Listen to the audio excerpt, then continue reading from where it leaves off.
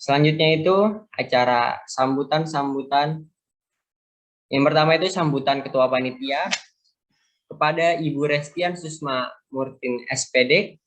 Kepadanya dipersilahkan.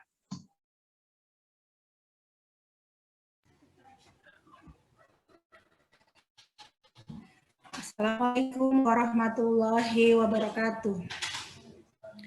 Alhamdulillahirrahmanirrahim. Wassalatu wassalamu ala asrafil anbiya'i wal mursalin Sayyidina Muhammad wal alihi washabihi ajmain. Yang saya hormati Bapak Ketua Yayasan Sarwo Sarana Umat, Bapak Dr. Haji Sarwoko Mars MHkes. Yang saya hormati narasumber kita pada pagi hari ini yaitu Kak Serlina Vita, yang saya hormati Ketua Divisi Pendidikan SIT Latansa Cendekia Bapak Sofan Sajadi, yang saya hormati seluruh panitia, seluruh guru, Bapak Ibu guru, dan selaku panitia penyelenggara acara webinar edukasi ini, dan yang saya hormati seluruh peserta webinar para pemuda milenial kita. Kami dari panitia menyelenggarakan acara ini sengaja khusus untuk para pemuda kita, para pelajar milenial kita sebagai penerus bangsa Indonesia. Karena di tangan para pelajar, di tangan para pemuda akan dititipkan pundak kemajuan bangsa Indonesia. Di tangan kalianlah kalian kelak nanti akan menjadi pemimpin-pemimpin profesional. Kelak kalian akan menjadi pemimpin-pemimpin bangsa Indonesia. Seperti kata mantan Presiden Republik Indonesia Soekarno, berikan aku 10 pemuda maka akan aku guncang dunia. Begitulah kekuatan dan dahsyatnya para pemuda ini. Kelak di tangan kalianlah harapan dan kemajuan bangsa ini akan dititipkan. Kami dari panitia mengucapkan terima kasih banyak atas segala kontribusi dan dari donatur-donatur kita atas terselenggaranya kegiatan ini. Dan saya juga berterima kasih kepada seluruh pihak di Sekolah Islam Terpadu Latansa Cendekia atas terselenggaranya webinar ini. Dan kami juga mohon maaf yang sebesar-besarnya apabila ada kekurangan dan kesalahan dalam penyelenggaraan acara webinar ini. Dari kami cukup sekian saja. Assalamualaikum warahmatullahi wabarakatuh. Waalaikumsalam warahmatullahi wabarakatuh. Terima kasih kepada Ibu Restian Susma yang telah menyampaikan sambutannya. Acara sambutan selanjutnya yaitu sambutan dari Ketua Yayasan. Namun sebelumnya saya ingin menginformasikan kepada teman-teman semua bahwa acara kami ini disponsori oleh di antara beberapa sponsor. Yang pertama itu ada Klinik Sunat Dr. Sarwoko, yang kedua ada Klinik Umum Dr. Sarwoko, yang ketiga ada Pundi Amal Alumah, yang keempat ada Latansa Mart, yang kelima BSI atau Bank Syariah Indonesia, yang keenam Zizwah Rohis GMF, yang ketujuh Erlangga, yang ke-8 Yakesma, dan yang ke-9 Toko Baju Umi Yuna. Dan saya juga menginformasikan kepada teman-teman semua bahwa nanti akan ada pertanyaan dari kami dan juga nanti ada sesi tanya jawab. Siapa yang bisa menjawab dan memberikan pertanyaan terbaiknya akan mendapatkan door prize menarik dari kita. Oke, langsung aja kita ke sambutan Ketua Yayasan Sarwo Sarana Umat kepada Bapak Dr. Haji Sarwoko Mars. Dipersilakan.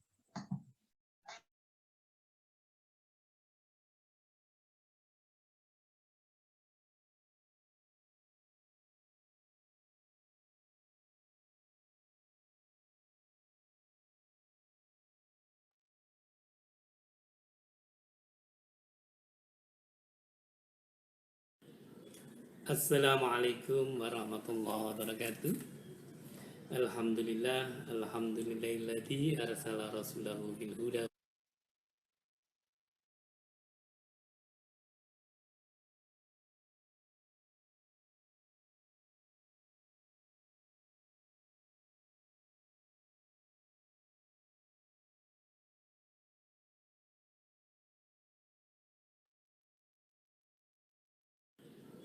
Assalamualaikum warahmatullahi wabarakatuh. Alhamdulillahilladzi arsala rasulahu bil huda wa dinil haq yudhiru 'ala dini kulli wa kafa billahi syahida. Asyhadu an la ilaha illallah wa asyhadu anna Muhammadar Rasulullah. Allahumma shalli ala Muhammad wa ala ali Muhammad. Segala puji kita panjatkan kehadirat Allah Subhanahu wa taala, yang mana pada kesempatan hari yang baik ini kita diperkenankan untuk bertemu dalam majelis ilmu yang insya Allah sangat bagus ini. Walaupun dengan media daring, insya Allah tidak mengurangi hakikat dan makna dari webinar ini. Tak lupa salam salawat semoga Allah limpahkan selalu pada uswah kita Nabi Muhammad SAW beserta keluarga dan para sahabat serta segenap pengikutnya hingga akhir zaman nanti. Yang saya hormati narasumber Ukhti Sherlina Vita, seorang influencer milenial yang sudah sangat terkenal, tidak asing lagi bagi kita semuanya. Bapak Ibu bisa melihat setiap hari, apalagi yang suka buka medsos, beliau hampir setiap hari nongol di medsos. Yang saya hormati segenap pengurus yayasan, manajer divisi, Bapak Ibu kepala sekolah, guru dan segenap pegawai SIT Latansa Cendekia, wabil khusus panitia webinar, dan tentunya juga para peserta webinar dan adik-adik siswa-siswi SIT Latansa Cendekia. Alhamdulillah, yayasan sangat bangga dan sangat senang juga tentunya dengan adanya kegiatan webinar ini. Kegiatan yang sangat bagus, temanya juga bagus, yaitu menjadi pelajar berprestasi di era society 5.0. Perubahan zaman, perkembangan zaman adalah suatu keniscayaan yang tidak dapat kita hindari. Bermula dari era 1.0, di mana manusia baru mengenal adanya berburu, baru mengenal adanya huruf, kemudian berkembang menjadi era 2.0, manusia mulai mengenal cocok tanam atau pertanian, kemudian era 4.0 mengenal internet, komputer, dan sekarang kita songsong era 5.0 atau 5.0 ini, di mana manusia menggunakan segala macam teknologi untuk kegiatan sehari-harinya. Bapak Ibu dan para peserta seminar yang saya hormati, tema seminar atau webinar kali ini sangat sejalan dengan visi misi daripada Yayasan Sarwa Sarana Umat maupun SIT Latansa Cendekia. Di antaranya adalah unggul SDM atau membangun manusia atau sumber daya manusia yang unggul. Itu di antara visi misi yang kita canangkan dan yang akan kita capai. Makanya dengan adanya webinar ini, yayasan sangat mensupport. Yayasan berterima kasih sekali pada panitia dan segenap pihak yang telah menginisiasi dan mensupport adanya acara ini. Tentunya harapannya adanya webinar ini akan memotivasi kita semuanya untuk meningkatkan potensi diri, dan khususnya adik-adik siswa-siswi tentunya akan memacu, meningkatkan semangat belajarnya agar bisa menjadi generasi penerus bangsa, generasi dambaan umat yang siap menerima estafet kepemimpinan baik nasional maupun mungkin berkiprah di kancah internasional. Tentunya untuk bisa mewujudkan hal tersebut, kita harus membangkitkan, memotivasi anak-anak kita, adik-adik kita agar tidak tertinggal di setiap perubahan zaman, termasuk dalam kita menyongsong era 5.0 ini. Sekali lagi kami ucapkan terima kasih kepada segenap pihak atas terselenggaranya acara ini. Selaku Ketua Yayasan, saya mengucapkan banyak terima kasih. Semoga apa yang kita akhirkan hari ini berjalan lancar dan tentunya mendatangkan keridhaan dan keberkahan dari Allah Subhanahu wa taala. Akhirul kalam, assalamualaikum warahmatullahi wabarakatuh.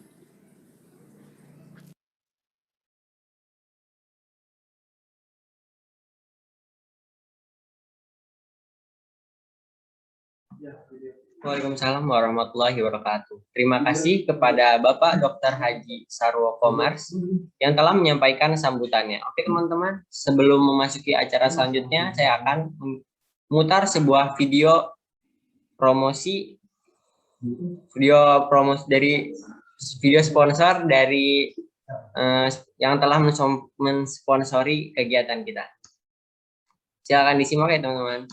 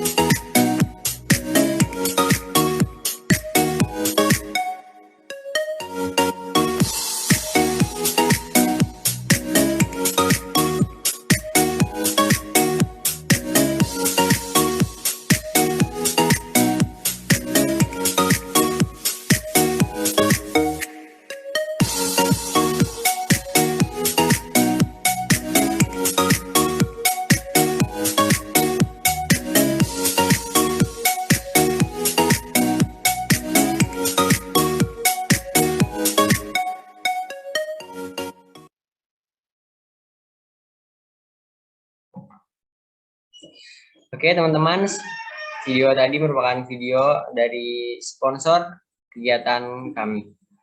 Lanjut ke acara selanjutnya, yaitu acara sesi tanya jawab. Saya akan memberikan pertanyaan kepada teman-teman. Silakan bagi teman-teman yang ingin menjawab. Bagi yang menjawab akan mendapatkan door prize menarik dari kami. Kita langsung ya. Bagi teman-teman yang ingin menjawab bisa komen di kolom chat ya. Yang menjawab pertama akan mendapatkan hadiah door prize. Pertanyaan pertama yaitu sebutkan minimal 3 sponsor acara kita. Ayo silakan teman-teman. Bisa ketik saya.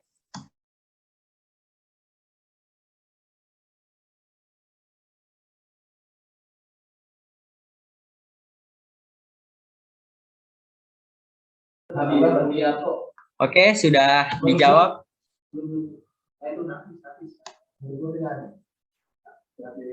Tadi siapa? Nafis Abian.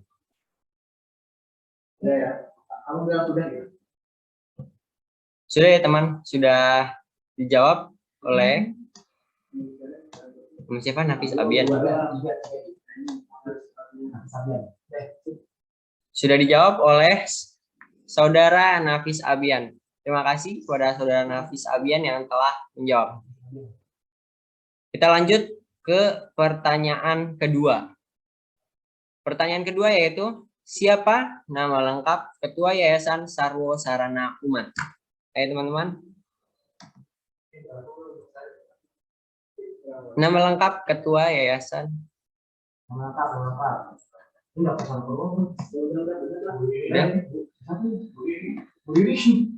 Itu jawaban siapa? Dr. Haji Sarwo Komars nih, Siti Romdona. Itu guru.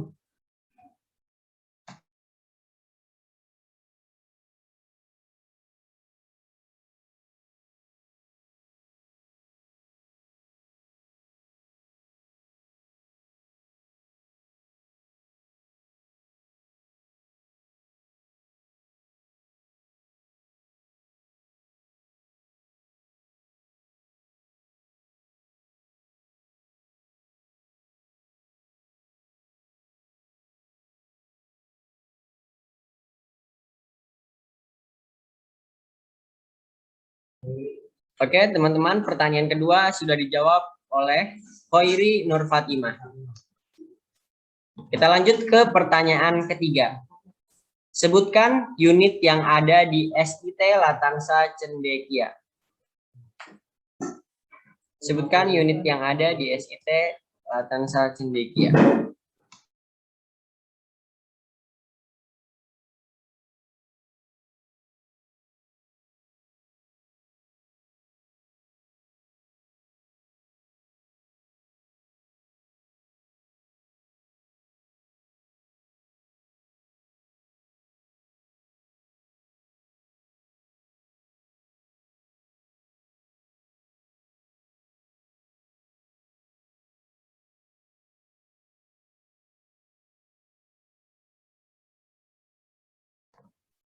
Oke, pertanyaan ketiga sudah dijawab oleh Saudara Habibah Murbianto. Oke teman-teman, mungkin baru 3 pertanyaan dari saya. Nanti selanjutnya teman-teman bisa bertanya ketika acara sudah dimulai dengan KSRI, dan nanti juga ada pertanyaan dari moderator. Oke teman-teman, sedikit informasi. Jadi door prize-nya ini hadiahnya berupa uang sebesar Rp50.000. Oke teman-teman, kita lanjut ke acara selanjutnya ya. Acara selanjutnya yaitu nasyid yang dipersembahkan oleh siswa SMA IT Latansa Cendekia. Silakan didengarkan teman-teman. Assalamualaikum warahmatullahi wabarakatuh. Perkenalkan, nama aku Alvin Dwi Putra. Aku dari SMA IT Latansa Cendekia ingin membawakan lagu yang berjudul Surgamu.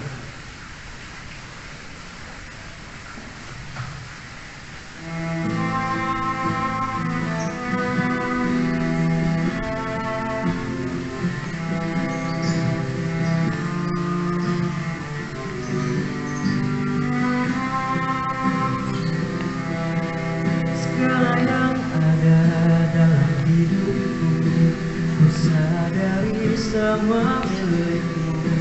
Ku hanya hamba-Mu yang berlumur dosa. Tunjukkan aku jalan lurus-Mu untuk menggapai surga-Mu. Terangiku dalam setiap langkah hidupku, karena hanya Kau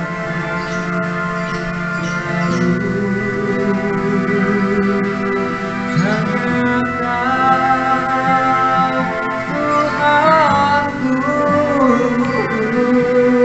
Allahu Akbar, Allah Maha Besar. Ku memuja-Mu di setiap waktu, hanyalah padamu tempatku berteduh. Mohon ridho dan ampunan-Mu. Tunjukkan aku jalan lurus-Mu untuk menggapai surga-Mu. Terangiku dalam setiap langkah hidupku, karena aku tahu hanya Kau Tuhanku, Allahu Akbar, Allah Maha Besar. Ku memuja-Mu di setiap waktu, hanyalah padamu tempatku berteduh. Memohon ridho dan ampunan-Mu.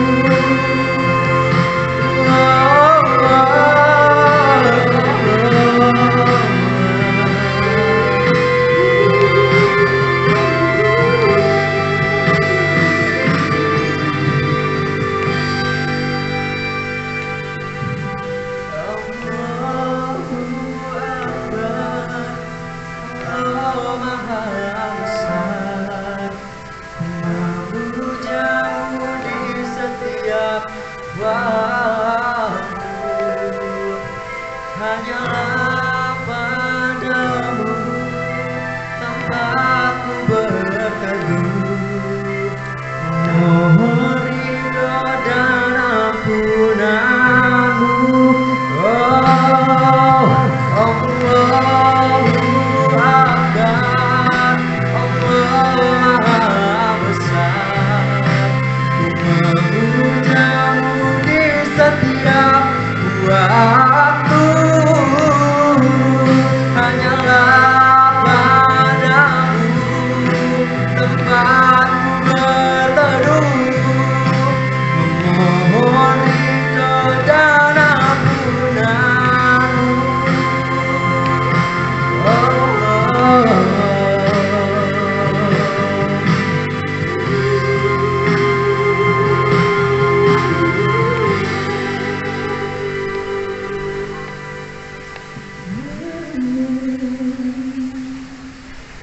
Sekian dari saya, kurang lebihnya mohon maaf. Wassalamualaikum warahmatullahi wabarakatuh. Oke teman-teman, yang telah kita lihat video nasyid yang dipersembahkan oleh saudara Alvin dari SMA Hidayah Tarsa Cendekia. Kita masuk ke acara selanjutnya, yaitu acara yang kita tunggu-tunggu, yaitu acara webinar Sherly Anavita. Untuk selanjutnya saya serahkan kepada Kak Husnul selaku moderator. Kepada Kak Husnul, waktu dan tempat dipersilakan.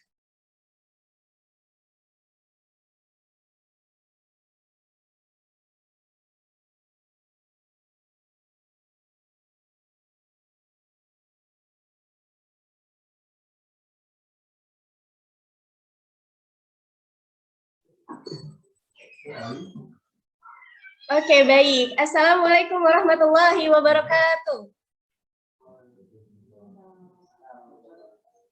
Alhamdulillahirrabbilalamin. Alhamdulillah, saya ucapkan terima kasih kepada Kak Firman selaku MC kita pada webinar kali ini yang sudah dibuka dengan MC yang kece, milenial banget ya.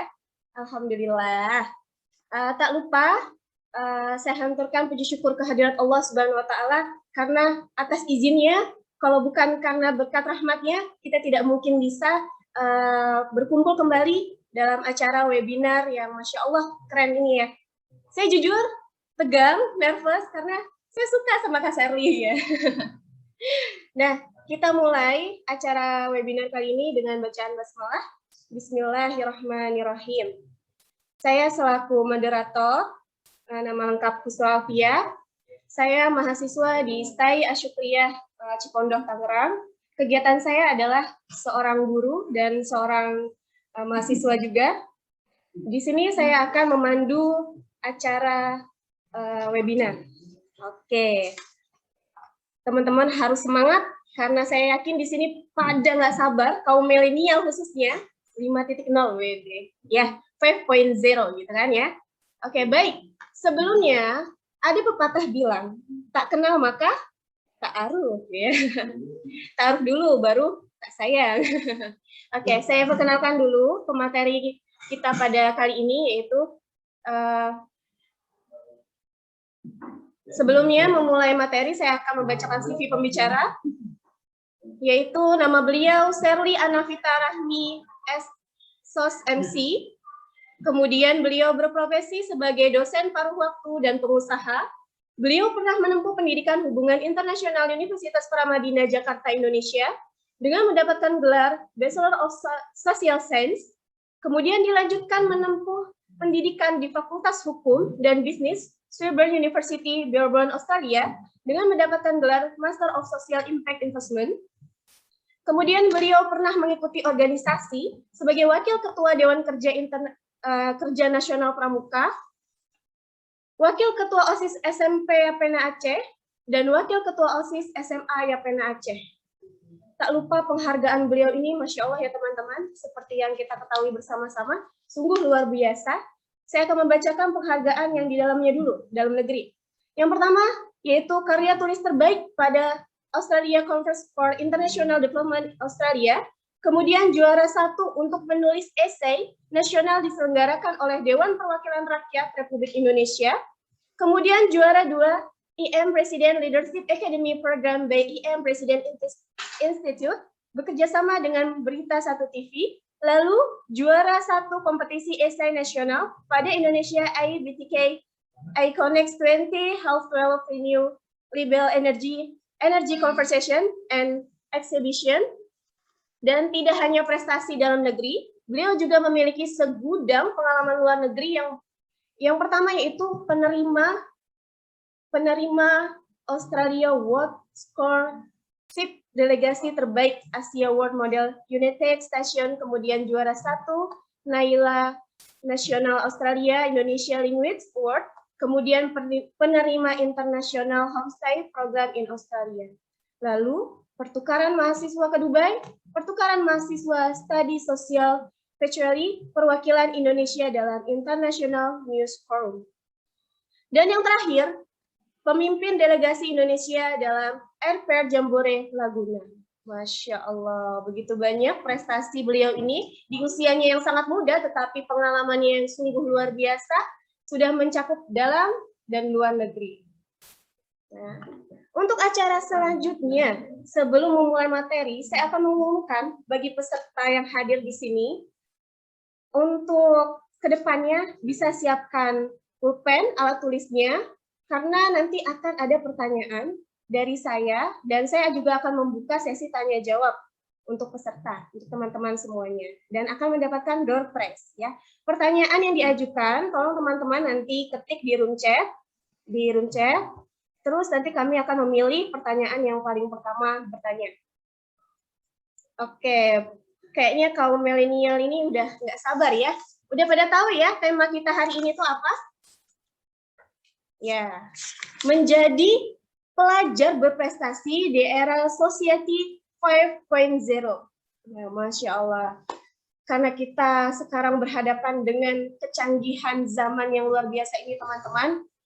mulai dari digital, semuanya bisa diakses dengan mudah, dengan cepat. Nah, maka bagaimana kita sebagai pemuda harus seimbang untuk bisa mengejar kecanggihan zaman itu. Nah, bagaimana supaya kita tidak kalah saing, gitu kan? Nanti akan dijelaskan oleh pemateri kita, yaitu Kak Serli sudah ada di sini. Semoga teman-teman di sini tetap semangat sampai akhir, terus pantengin webinar kali ini. Sudah tidak sabar, marilah kita mulai materi dari Kak Serli. Kepada Kak Serli, waktu dan tempat saya persilakan. Baik, terima kasih sebelumnya kepada moderator. Bismillah, Assalamualaikum warahmatullahi wabarakatuh, teman-teman semua. Waalaikumsalam warahmatullahi wabarakatuh. Selamat siang untuk kita semua. Alhamdulillahirabbil alamin wa bihi nasta'in ala umuri dunya waddin wa ala alihi wa sahbihi ajmain amma ba'du. Saya senang sekali bisa ikut hadir dalam kegiatan diskusi kita di weekend siang yang berbahagia ini. Salam hormat sekali kepada teman-teman panitia yang sudah memfasilitasi kita untuk bisa ketemu, untuk bisa sharing, untuk bisa diskusi hari ini.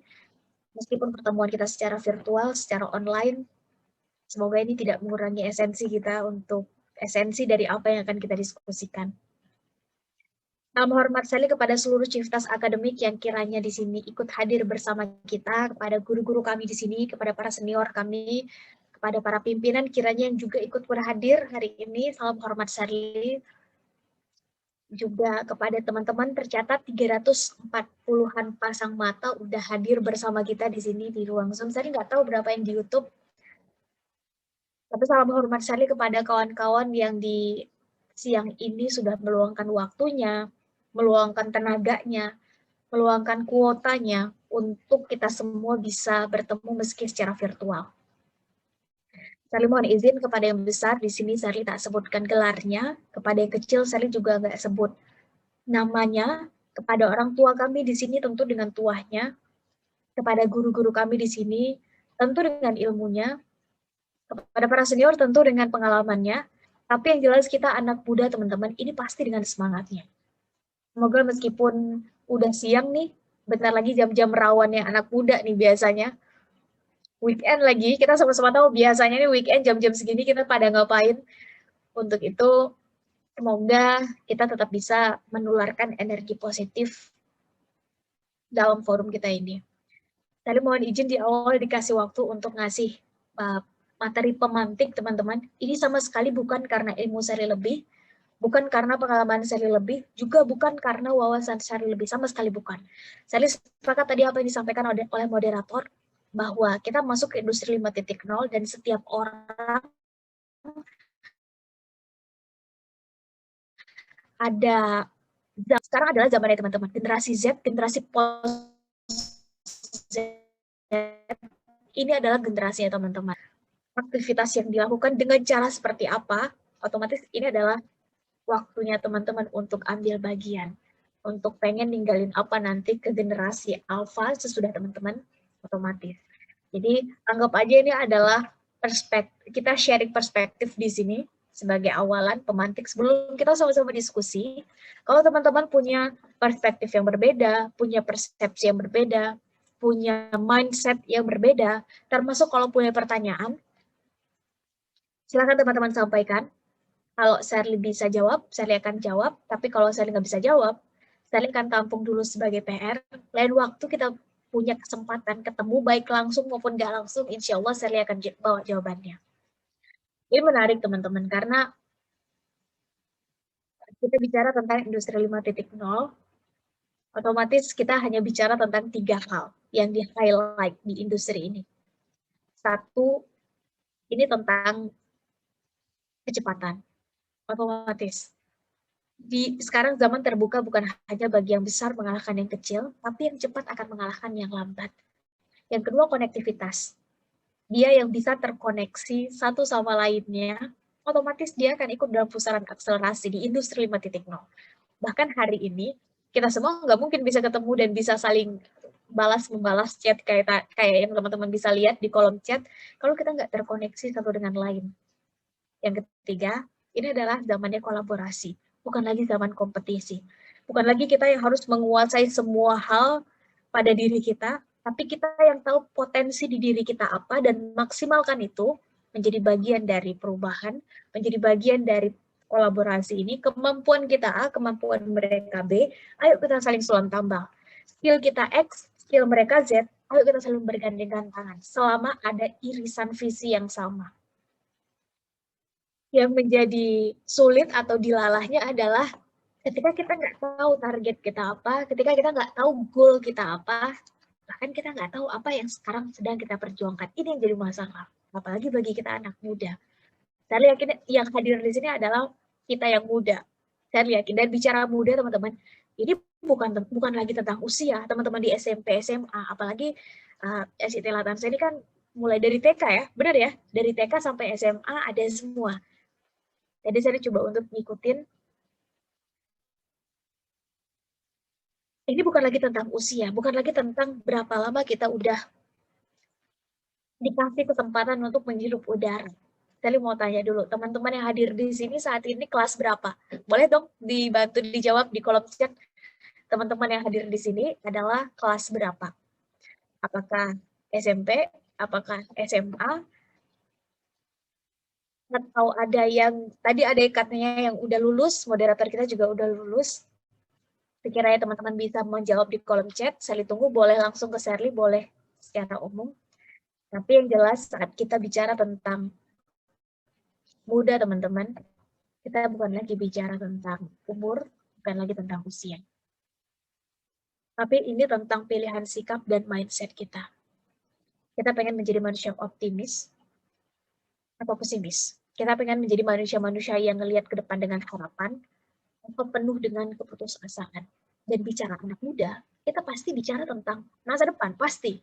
Karena kita anak muda nggak bisa nawarin masa lalu, kita nggak bisa nawarin hari ini. Dari masa lalu kita belajar, kita ngambil ibroh, kita ngambil pengalaman untuk mempersiapkan masa depan. Bicara anak muda, otomatis kita yang bisa kita tawarkan adalah masa depan dengan sendirinya. Dan ini menarik teman-teman. Bicara anak muda juga bukan baru viral 5-10 tahun yang lalu. Bicara tentang anak muda ini udah trending dari 1400 tahun yang lalu. Dari timur kita mengenal istilah yang sangat masyhur, Syubanul Yaum Rijalul Yaum Imar Lugat. Dari barat para filsufnya juga nyebutin, the youth of today are leaders of tomorrow. Artinya kurang lebih sama, bahwa pemuda hari ini adalah pemimpin di masa depan. Teman-teman jangan mau kita balikkan kalimat yang dalam dan indah tadi menjadi pemuda hari ini adalah pecundang di masa depan.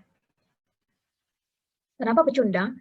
Karena kita nggak nyiapin apa-apa dari sekarang. Kita nggak tetapin apa-apa dari sekarang. Ke depan kita pengen ngelihat apa. Kalaupun terjadi perubahan di tingkat dan level manapun, bahkan di tingkat diri kita sendiri, kita pengen ambil bagian dalam hal apa pada perubahan itu. Bahkan kita sampai ke industri 5.0 sekalipun, ini menunjukkan bahwa perubahan itu adalah sebuah kepastian. Kalau kita nggak bisa ngikutin perubahan perkembangan zaman, ya otomatis akan kita yang ditinggalkan oleh perkembangan zaman. Ini menarik teman-teman. Saya sangat senang dengan satu quotation dari Malcolm X, dan ini sering saya dibawakan untuk kurang lebihnya menyampaikan bahwa sebetulnya ini bukan lagi tentang kita laki-laki atau perempuan, kita berasal dari kondisi sosial ekonomi keluarga seperti apa. Untuk bicara tentang masa depan, ini nggak ada kaitannya dengan itu. Apakah starting point-nya beda? Yes, jelas. Kita nggak mungkin bisa menyamakan dan mengeneralisir semua orang dari starting point yang sama, nggak mungkin. Ada yang memang lahir dari lingkungan yang sudah memberikan privilege tertentu, kita harus akui. Ada yang lahir di tengah situasi yang memang lebih memberikan peluang bagi kita untuk mengeksekusi ide dan gagasan lebih cepat terrealisasi. Kita harus akui. Kita nggak bisa memilih starting point kita dari mana. Itu semua anugerah dan harus kita syukuri. Tapi mau berakhir dengan kayak gimana, finishing point-nya mau kayak gimana, itu jadi tanggung jawab kita. Malcolm X, salah satu tokoh yang Shirley sangat sering membawakan quotation dari Malcolm X. seorang aktivis kemanusiaan asal Amerika Serikat, teman-teman. Berkulit hitam, dikucilkan saat ia hidup.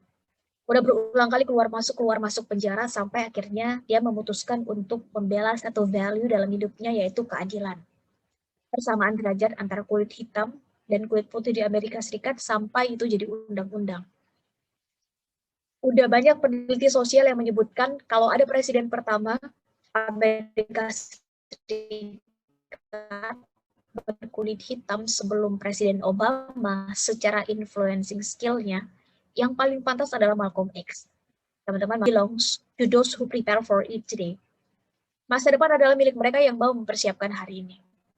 Dan bicara tentang masa depan, bicara tentang persiapan, otomatis kita bukan ngelihat lagi kita ini laki-laki atau perempuan, kita ini lahir, besar, dan berproses di mana.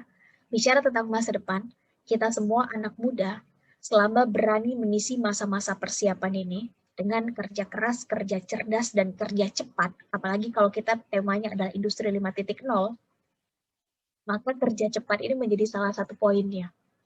Maka kita semua punya kesempatan yang sama untuk melihat masa depan. Pertanyaannya adalah, persiapan apa yang udah kita buat dari sekarang? Benar ya? Karena menarik teman-teman, izinkan saya mengawali diskusi kita dengan 4 tipe manusia dalam melihat masa depan. Ketika kesempatan lebih senang datang kepada mereka yang bersiap, ketika kesempatan lebih senang hinggap kepada mereka yang duluan melakukan persiapan, maka sebetulnya kita semua dalam melihat masa depan cuma dibedain jadi 4 tipe aja. Apapun passion, hobi, skill, latar belakang, dan ke depan kita akan lebih spesifik mendalami ilmu apa, apalagi teman-teman yang kelas 12. Ini bakal lanjut kemana, jurusan apa, spesifikasi bidangnya apa, maka sebetulnya kita semua cuma dibedakan jadi 4 tipe manusia aja. Pertama adalah manusia-manusia pesimis. Manusia pesimis adalah mereka yang ketika ditanya masa depan, mereka duluan mengecilkan dirinya sendiri. Teman-teman, kira-kira nih, 1 atau 2 tahun ke depan, teman-teman yang SMA nih, pengen ngelihat diri sendiri sedang menggunakan alma mater di mana, kira-kira di fakultas apa, jurusan apa, negara mana, kalau ternyata targetnya bukan di Indonesia. Manusia pesimis bakal ngejawab, itu mereka aja Kak Ser, mereka yang pintar-pintar, cuma serpian rengginang. Teman-teman, kira-kira 10-15 tahun ke depan, pengen lihat diri sendiri kondisinya kayak gimana, sudah punya karya dalam bidang apa. Manusia-manusia pesimis bakal ngejawab, udahlah Kak Ser, itu mereka aja yang lebih dekat dengan akses informasi, yang lebih dekat dengan akses finansial, mereka duluan aja berpikir ke arah sana. Terus kalau kita gimana teman-teman? Kita ini apalah Kak Ser, cuma rebukan Astor, atau bahkan yang lebih kecil lagi, pupuk Marimas. Teman-teman, tipikal manusia yang pesimis, ini duluan mengecilkan potensi yang ada pada dirinya, yang dititipkan oleh Yang Maha Kuasa pada dirinya, sebelum orang-orang dan lingkungan sekitarnya. Tipikal manusia yang kedua, ini naik 1 tingkat lebih tinggi, manusia-manusia yang realistis. Teman-teman, tanyain aja 1 pertanyaan pada manusia jenis ini tentang masa depan.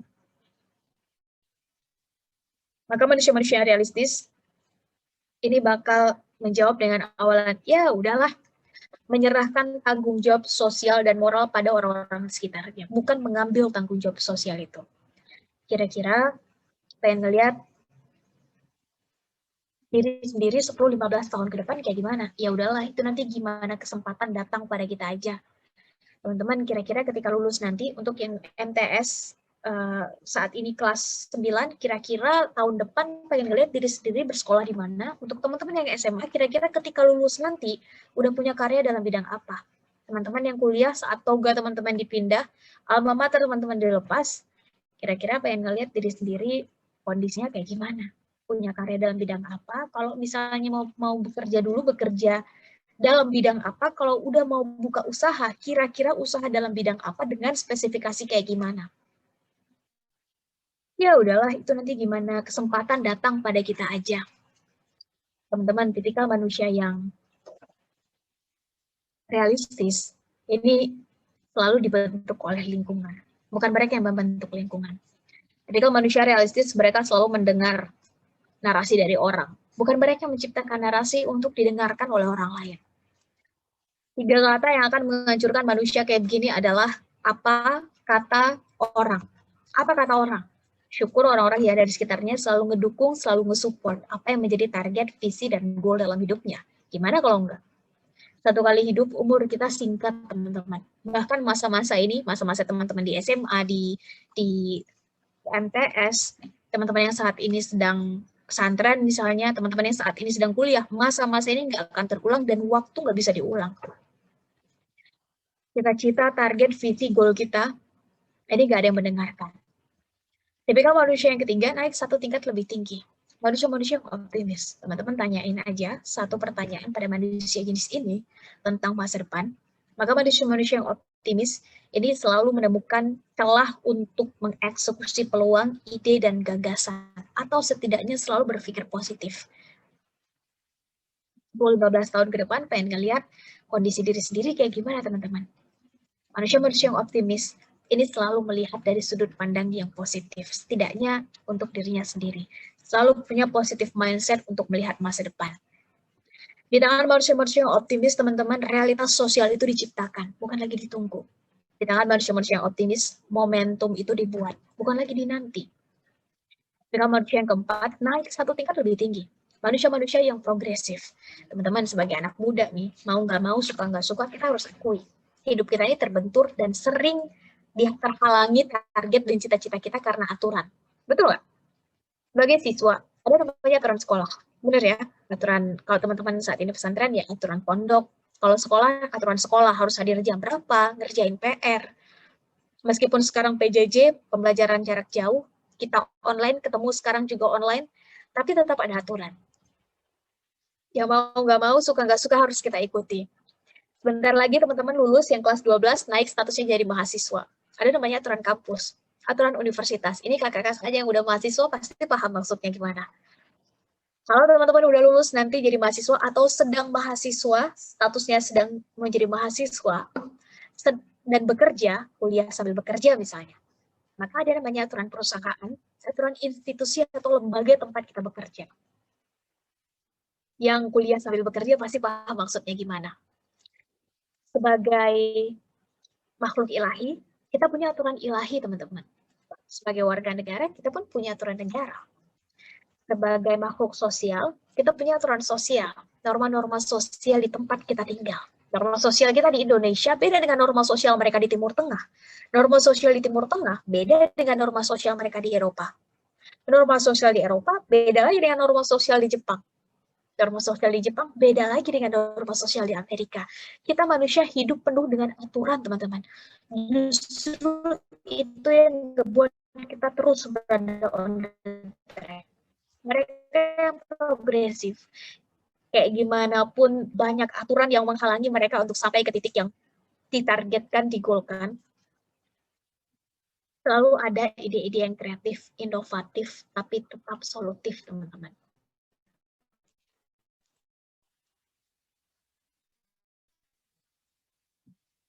Ketika nggak bisa pakai cara A, akan ada cara C.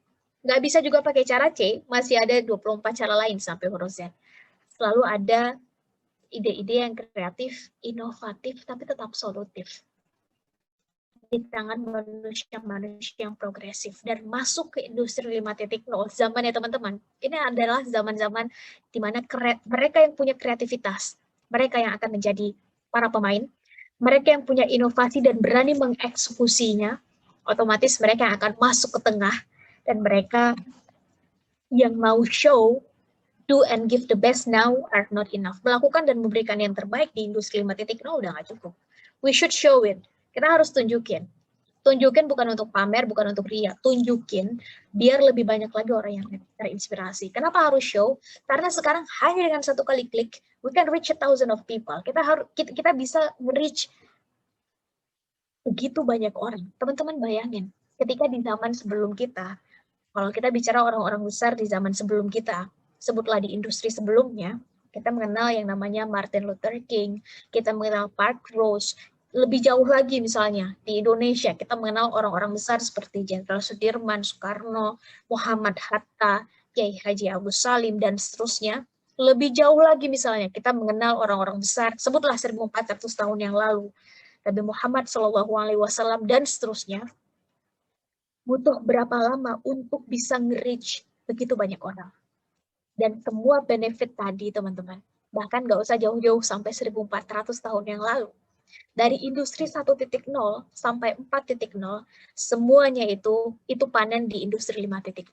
Dengan kata lain, generasi Z dan post Z, generasi sekarang teman-teman, yang duduk di SMP, SMA, dan teman-teman yang saat ini kuliah di semester-semester awal, ini adalah generasi pertama yang mendapat semua benefit industri sebelumnya ada di generasi ini, Z dan post Z. Kalau dulu teman-teman untuk berkarya, ini butuh modal yang besar, jelas. Nggak usah jauh-jauh, kita mau menghasilkan satu karya, sebutlah misalnya mau mengeluarkan apa, teman-teman suka apa, menulis misalnya, atau teman-teman yang senang dalam dunia seni, teman-teman membutuhkan satu label, harus ketemu sama satu investor yang bisa menginvest karya teman-teman, ketemu sama PR yang tepat membuat narasi teman-teman sampai teman-teman didorong untuk diliput TV, masuk radio, newspaper, magazine, kalau di zaman sebelumnya, baru kemudian amplifying teman-teman dalam satu bidang itu bisa didengar, dilihat, dibaca oleh banyak orang. Butuh berapa lama? Kabar bahwa Indonesia merdeka tersebar dari Sabang sampai Merauke. Betapa menyebarkan informasi dulu adalah sesuatu yang sangat mahal. Hanya mereka dengan power atau kekuasaan tertentu yang bisa melakukannya. Di zaman teman-teman, sekarang, saya nggak tahu nih teman-teman ada di mana. Bisa jadi di dalam kamar teman-teman, di rumah orang tua kita, satu kali klik, kita bisa terkoneksi satu dengan lain. Karena siapapun bisa berkarya. Kak, di kondisi sekarang, betul kita menang secara kecepatan, Kak. Tapi pada akhirnya ada positif dan negatif. Jelas. Pasti. Segala sesuatu pasti ada positif dan negatifnya. Sepakat ya? Di balik sebuah keputusan dan kemudahan, pada akhirnya akan ada yang positif dan negatif. Pro dan kontra itu adalah satu hal yang sangat wajar, teman-teman. Ini adalah tentang bagaimana kita membuat ini semua, mengisi semua ini, lebih banyak ke arah yang positif. Karena kan hanya ada dua pilihan, kita yang mewarnai atau kita yang diwarnai. Dan ini menarik teman-teman. Nggak ada alasan bagi kita anak muda untuk bersikap realistis, ini nggak ada. Nggak ada alasan bagi kita anak muda untuk bersikap pesimis ngelihat segala sesuatu, ini nggak ada, apalagi di zaman teman-teman sekarang. Satu-satunya tangga yang pantas bagi kita, ini adalah tangga yang ketiga, optimis, ngelihat ke depan. Karena minimal anak muda punya 3 modal. Kita punya 3 modal yang nggak diapa-apain, modal ini udah ada pada diri kita, teman-teman. Pertama, anak muda energinya masih sangat besar, sangat mempuncak, dan ini bebas nilai. Mau diarahin ke yang positif, mau diarahin yang negatif.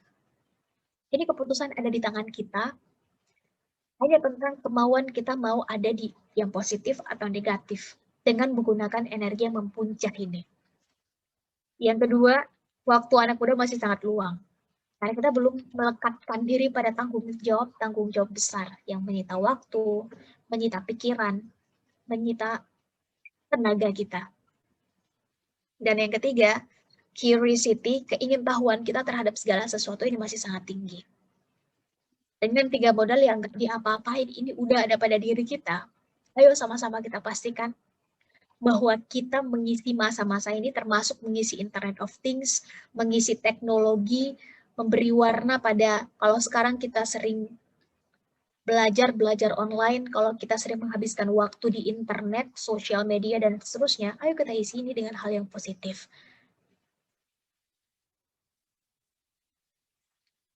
Dan ini menarik teman-teman, karena saat kita bicara tentang 5.0, bicara teknologi, ini bebas nilai. It's not about the gun, it's about the man behind the gun. Ini tentang kita manusianya.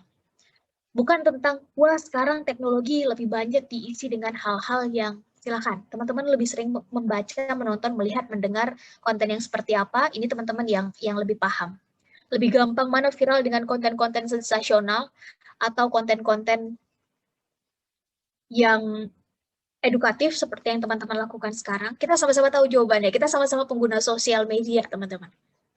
Tapi yang jelas, ketika kita bicara tentang manusianya sebagai subjek utama, bukan tentang teknologi 5.0, berarti kita bicara tentang artificial intelligence, maka otomatis kita bicara tentang perubahan yang bisa kita lakukan pada diri kita. Karena kalau teknologi ini tidak kita yang kendalikan, ya mau nggak mau kita yang dikendalikan oleh teknologi. Benar nggak? Bukankah teknologi itu adalah hasil dari kreativitas, ilmu pengetahuan, dan inovasi manusia? Ketika dia adalah produk dari apa yang kita pikirkan, apa yang kita inovasikan, dan kreativitas kita, maka sampai titik tertentu ketika kita nggak bisa mengendalikannya, siap-siap kita yang akan dikendalikannya. Dalam hal apapun, dalam entertain, apa yang kita tonton, lihat, baca, sosial media, ketika kita nggak bisa mengendalikan waktu, ego, keinginan kita, maka otomatis kita yang akan dikendalikannya. Termasuk kita sebagai saat ini pelajar yang banyak menghabiskan waktu di dunia online, mau nggak mau, ini hanya tentang dua hal. Kita yang mengendalikan atau kita yang dikendalikan. Ini menarik teman-teman. Saya izin membuka satu PPT untuk ditampilkan bersama-sama. Dan ini menarik karena penelitian dari Corley ini menyebutkan bahwa ternyata dari 233 orang, dia menyebutnya orang kaya, tapi ayo sama-sama kita melihat orang kaya ini adalah orang yang pada akhirnya berhasil mengatur apa yang ada dalam dirinya. Semua potensi yang ada dalam dirinya itu diatur.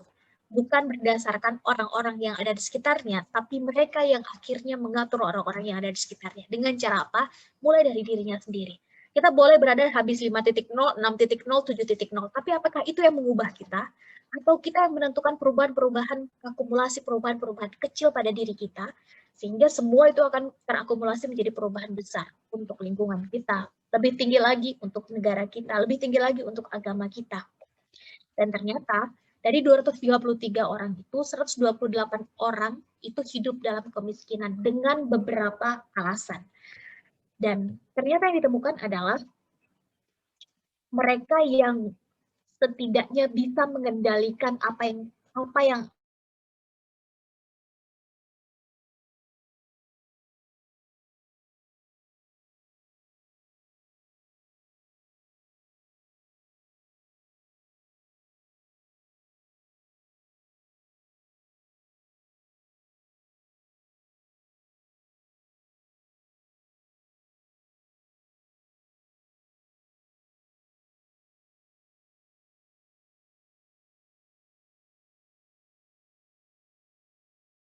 mengatur orang-orang yang ada di sekitarnya, lingkungannya, akhirnya realitas sosial yang akhirnya diciptakan. Ternyata orang-orang ini memiliki setidaknya 7 kebiasaan ini. Mereka adalah yang punya persisten, punya konsistensi tinggi. Di awal akan banyak orang yang optimis tuh bakal banyak teman-teman. Tapi akan sampai ke garis finish, ini hanya mereka yang konsisten. Kecerdasan paling tinggi pada manusia ini adalah konsistensi dalam mengerjakan sesuatu. Memutuskan berubah, memutuskan berhijrah itu gampang teman-teman. Yang sulit apanya? Konsistensinya yang sulit. Benar ya? Dari Harvard University Psychological Center itu nyebutin bahwa kecerdasan paling tinggi pada manusia adalah kecerdasan daya tahan, adversity quotient. Kecerdasan daya tahan kita dalam memperjuangkan sesuatu yang kita putuskan dengan penuh kesadaran selama standarnya 2, baik dan benar. Harus sampai benar. Karena baik belum tentu benar, benar udah pasti baik. Yang kedua, mereka adalah orang-orang yang setting goal-nya dari awal. Karena kalau kita nggak nyeting goal kita dari awal, otomatis kita akan jadi manusia yang sibuk. Yang hari ini trending A, kita bakal ikut. Besok viral B, kita juga akan ikut. Mereka yang punya goal ini adalah manusia yang produktif. Yang jelas fokus ngerjain segala sesuatu. Mereka yang punya mentor, punya positive mindset, sampai akhirnya dikelilingi oleh orang-orang yang value, target, cita-cita, tujuannya sama. Tadi izin langsung lanjut karena waktu kita terus menipis dan harapan saya adalah lebih banyak sesi diskusinya, jadi lebih hidup. Yang pertama adalah tekun, persistence. Kalau tadi di awal saya menyebutnya konsistensi atau istiqomah dalam agama Islam. Ternyata teman-teman penelitian ini menyebutkan, ini menarik, nyaris semuanya lebih dari 50%. 67% orang-orang yang pada akhirnya bisa keluar menjadi pemenang dalam segala situasi, setidaknya selesai dengan dirinya sendiri dan bisa memberikan pengaruh lebih untuk orang-orang sekitar. Ini adalah orang-orang yang sadar dan berhati-hati dalam menghabiskan waktunya. Kita dalam satu hari punya 24 jam, teman-teman. Nggak bisa ditambah. Teman-teman mau berada di level dan tingkat manapun, satu hari kita cuma punya 24 jam. Otomatis mereka yang betul-betul sadar dan berhati-hati menghabiskan waktu yang nggak bisa kita ulang ini adalah mereka yang calon-calon para pemenang. Time manajemennya dapat. Dan di tengah kita sekarang, di mana kalau zaman orang tua kita sulit nyari informasi, di zaman kita mabok dengan informasi, too much noise, terlalu banyak yang kita dengar, teman-teman. Terlalu banyak yang kita baca. Satu kali klik, ribuan informasi dan jutaan informasi bisa kita dapat dan bisa kita sebarkan hanya dengan satu kali klik. Ini persebaran informasi sangat besar. Maka mereka yang betul-betul sadar memilih dan berhati-hati mau menghabiskan waktu dalam bidang apa, atau dengan kata lain mereka yang fokus, ini adalah calon-calon pemenangnya, termasuk di industri 5.0, di mana kecepatan itu menjadi salah satu kunci, termasuk kecepatan informasi. Coba cek, teman-teman dalam satu hari ngabisin waktu berapa jam di internet, kira-kira yang teman-teman tonton, lihat, baca, dengar adalah yang penting dan sesuai dengan target teman-teman, atau jangan-jangan ya karena ini viral, karena ini muncul di laman home dan search kita, akhirnya kita tonton, padahal sebenarnya nggak penting-penting juga sih, nggak begitu faedah juga kita nonton. 3-5 menit kita terbuang, dan kita nggak bisa mengembalikan 3-5 menit itu, padahal sebetulnya itu nggak cocok-cocok banget, nggak sesuai banget dengan target dan goal kita. 80% adalah mereka yang sangat fokus pada apa yang dikerjakan. Bahkan dari 233 orang tadi, ternyata mereka punya satu target besar per tahunnya. Teman-teman yang kelas 12, kira-kira tahun depan pengen ngelihat diri sendiri sedang menggunakan alma mater di mana jurusan apa. Tentukan itu sebagai salah satu target. Kalau memang hanya ada satu. Kalau teman-teman bisa melakukan 2 dengan berani mengurangi jatah rebahan, ya go get it, silakan. 88% adalah mereka yang membaca. Kalau dalam konteks sekarang, membaca ini artinya sangat luas. Karena kalau kita mengartikan membaca ini hanya sekedar baca buku literlek, ya zaman berubah, teman-teman. Bahwa sekarang udah banyak audiobook, udah banyak dengan kita mendengar, kita sama dengan udah mendapat informasi. Artinya 88% adalah mereka yang terus mengimprove dirinya, terus mengembangkan potensinya. Membaca ini adalah dengan kita jadi makin tahu apa yang tidak kita ketahui. Dengan cara apa? Banyak. Boleh dengan teman-teman ikut, silakan, satu komunitas tertentu, lewat podcast, lewat YouTube, kalau memang senangnya membaca ya silakan, boleh membaca. Tapi ada banyak cara sekarang bagi kita untuk mendapatkan informasi dan pengetahuan yang kita nggak tahu. Dengan catatan kita jelas goal dan targetnya apa. 81% adalah yang mengontrol pikiran. Karena kalau enggak, teman-teman, maka salah satu penyakit yang akan banyak muncul di industri 5.0 ini, menurut para psikolog menganalisa, adalah overthinking. Kenapa bisa overthinking? Karena satu, informasi yang beredar begitu banyak, dan yang kedua, kita bisa mengaksesnya dengan sangat mudah. Sehingga yang harusnya itu kita pikirkan, akhirnya kita pikirkan. Yang kedua adalah mereka yang jelas goalnya apa. Mereka yang memulai segala sesuatu itu melihatnya dari akhir. Set the goals. Karena manusia yang produktif, they always start from the end. Mereka adalah orang-orang yang punya mentor. Karena dengan punya mentor, bahkan 93% menunjukkan hasil penelitiannya. Karena dengan kita punya mentor, otomatis kita bakal dapat feedback kecil. Kita punya target 5 tahun ke depan, misalnya punya karir dalam hal apa. Dari industri 5.0 ini, kita berharap 9 tahun ke depan, generasi anak muda sudah tidak ada lagi yang misalnya kesulitan membedakan mana yang kiranya layak untuk diambil, dijadikan satu informasi, mana yang enggak. Enggak ada lagi misalnya anak muda yang kebingungan dengan potensi, misalnya setidaknya di wilayah kita sendiri. Aku untuk mencapai target 5 tahun, pecah target itu menjadi target tahunan. Target tahunan, pecah lagi jadi target bulanan. Pecah lagi jadi target-target kecil. Akumulasi dari capaian-capaian itu akan menjadi target besar jangka panjang. Dan bukankah dengan target-target kecil tadi kita membutuhkan feedback kecil? Terlalu lama untuk menunggu 5, 7, 10 tahun untuk menunggu feedback-nya. Dan kita nggak tahu kesalahan kita apa, kita nggak tahu blind spot kita apa. Hasil kita nggak berkembang. Hasil kita diam di tempat. Dan bukankah Denzel Washington juga pernah bilang, To get something we never had, we must do something we never did. Untuk mendapatkan sesuatu yang belum pernah kita dapatin, lakukan sesuatu yang belum pernah kita dapatkan. Karena selalu ada cara di atas rata-rata untuk mendapatkan hasilnya juga di atas rata-rata. Kalau cara kita sama-sama aja, udah ketahuan, hasilnya juga akan begitu-begitu aja.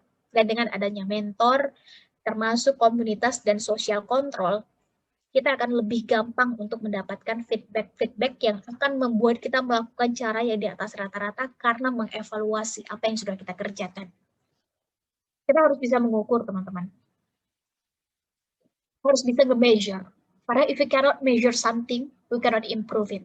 Kalau kita nggak bisa mengukur sesuatu, kita nggak bisa improve. Dengan ada mentor, otomatis kita bisa dengan cepat terakselerasi dengan sendirinya proses kita improvement, terakselerasi dengan sendirinya kita sampai di titik yang kita inginkan atau cita-cita kita. Punya mindset yang growth mindset atau mindset yang terus berkembang. Ini adalah orang-orang yang berpikir terbuka. Terbuka pada segala hal yang berubah di sekitarnya. Ayo sama-sama kita pastikan kita adalah manusia-manusia pembelajar, teman-teman. Yang yakin dan percaya bahwa di atas langit masih ada langit.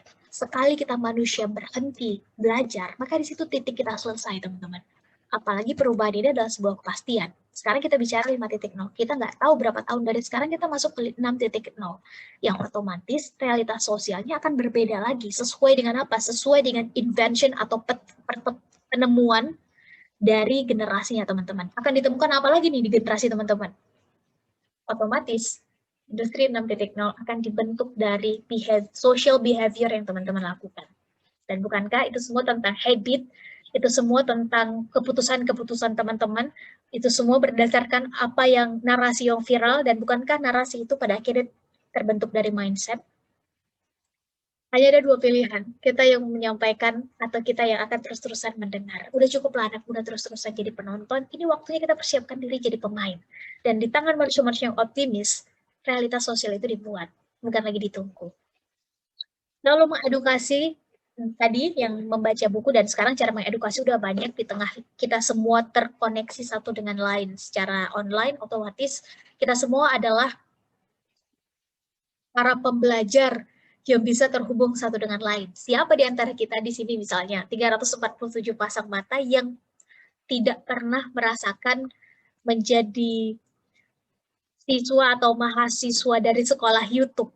Kita semua pernah belajar dari YouTube. Siapapun sekarang bisa mengupload informasi, knowledge, pengalaman, wawasan di YouTube, otomatis sekarang belajar membaca itu bisa dari manapun. Selama kita bisa terkoneksi. Makanya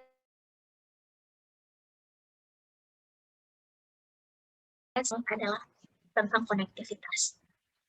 Di progress, harus jelas improvementnya seperti apa. Dan ini yang tadi sempat kita bahas di awal, bahwa ketika kita tidak tahu bahkan goal kita di mana, memecah goal besar itu menjadi goal kecil, maka akan sulit nge-track progress kita di mana, sampai di mana. Maka konsekuensinya adalah di zaman 5.0 ini kita akan sibuk, bukan jadi manusia produktif. Hari ini semua orang ngomongin A, viralnya A, kita ikut. Besok viralnya B, trendingnya B, kita juga akan ikut. Antara manusia produktif dan manusia sibuk, teman-teman, sama-sama terlihat melakukan aktivitas dan kegiatan, tapi tunggu 3, 4, 5 tahun kemudian. Hasilnya beda, achievement-nya beda, impact-nya juga pasti akan beda. Dan mereka adalah yang disiplin mengeksekusi. Kalau ada yang mahal dari sebuah karya, teman-teman, itu adalah eksekusinya. Dan tingkat kedisiplinan kita dalam mengeksekusi itu. Kalau hanya sekedar beride dan bergagasan, ini banyak yang bisa, teman-teman. Tapi hanya mereka yang berani mengambil risiko, yang akan mengeksekusi ide dan gagasannya. Terakhir, ini adalah orang-orang yang kita semua pada akhirnya untuk bisa konsisten, harus dikelilingi oleh social control. Orang-orang di sekitar kita adalah orang yang kurang lebihnya punya value, punya cita, punya target, punya goal yang 11-12 dengan kita. Nggak mungkin pada akhirnya Raja Wali itu bergaul sama bebek, itu nggak mungkin, teman-teman. jelas keputusan dan mindsetnya beda, habitnya juga pasti akan beda, ngelihat masalah dan menemukan solusi ini juga pasti beda. Kita adalah dengan siapa kita bergaul. Kita bergaul dengan 5 orang pengusaha, kita adalah pengusaha ke-6.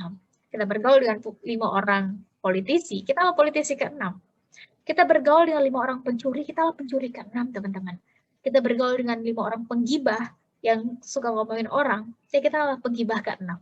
Segera cek kira-kira 5 orang terdekat kita, ini tipikal yang punya karakter dan kebiasaan kayak gimana, maka kurang lebih kita lah orang ke-6 yang akan memiliki karakter dan kebiasaan kayak begitu.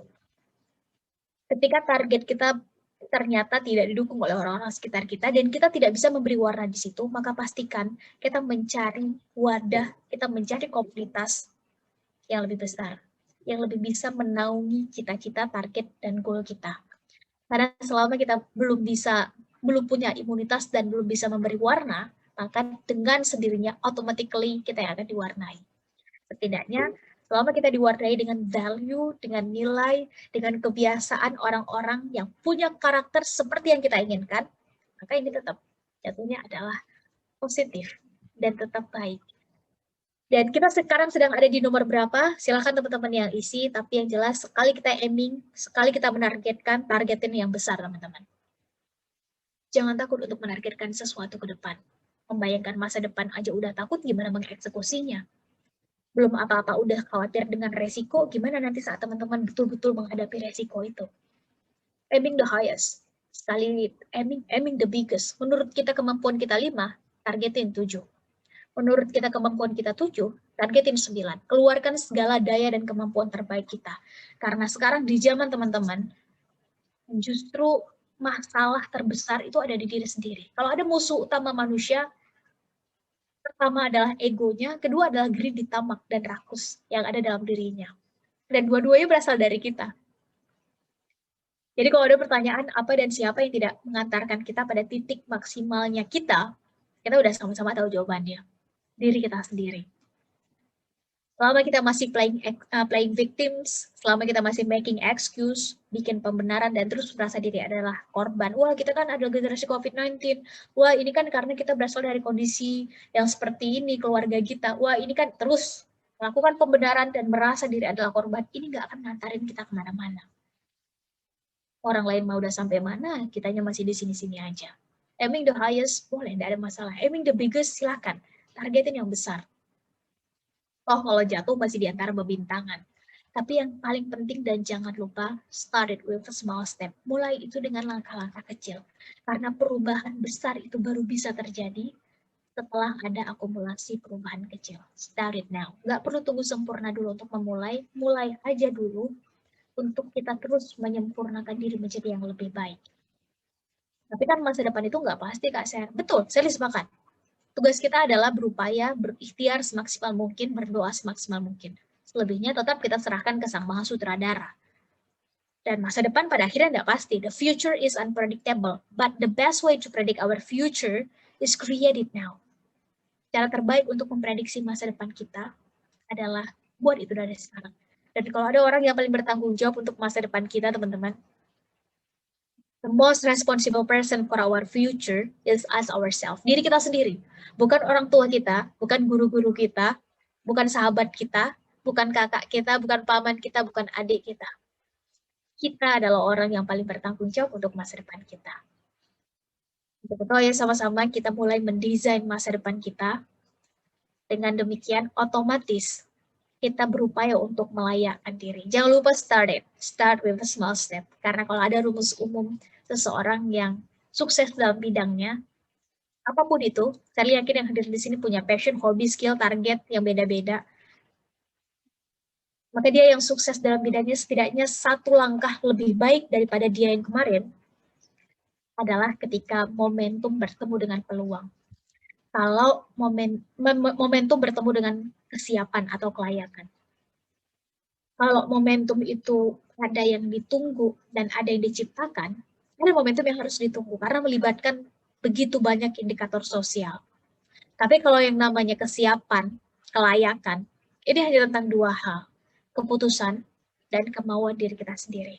Apakah selama ini kita sudah berkeputusan dan sudah berkemauan untuk menjadi bagian dari pemain, untuk mulai menyeting goal. Kalau yang tadi, untuk mulai mengenal diri sendiri sebetulnya potensi yang kita miliki apa, kekurangan kita apa, kelebihan kita apa, untuk mulai mengecilkan target-target tadi, untuk mulai mengelilingi diri kita dengan orang-orang sosial kontrol, komunitas, mentor yang bisa terus mengingatkan kita untuk tetap konsisten di jalan kita. Dan apakah kita adalah orang yang sudah memutuskan untuk menjadi bagian yang mengambil tanggung jawab sosial dalam perubahan ini? Jawabannya ada di diri kita sendiri. Dan ketika ini terus kita tunda, teman-teman, maka otomatis kita menunda masa depan kita sendiri. Saya pikir demikian kurang lebihnya yang bisa saya sampaikan dalam kesempatan kali ini. Semoga ada hal baik yang bisa diambil. Kita masih punya sisa waktu untuk berdiskusi. Untuk itu saya diserahkan dulu ke moderator. Silakan. Alhamdulillahirrahmanirrahim. Jazakillah khair Kak Sherly. Masya Allah ya, materi kali ini saya pribadi sangat terenyuh. Pemuda adalah pemimpin masa depan.